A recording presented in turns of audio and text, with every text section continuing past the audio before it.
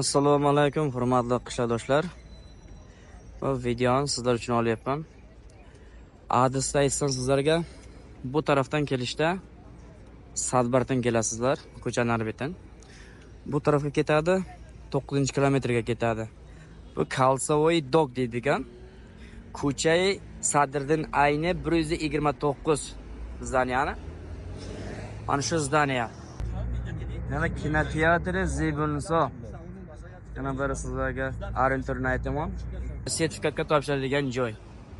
Narxi bo'yicha 410 somon narxi bor Dushamsitiga topshiradi, kelib pasporti bilan axronaga berib ochiltga yozdiradi. Ochiltga yozdirgandan keyin, misol biz kecha kelib yozdirdik, bugun hozir soat 11 bo'lyapti, vaqtning navbatimiz kelmadi.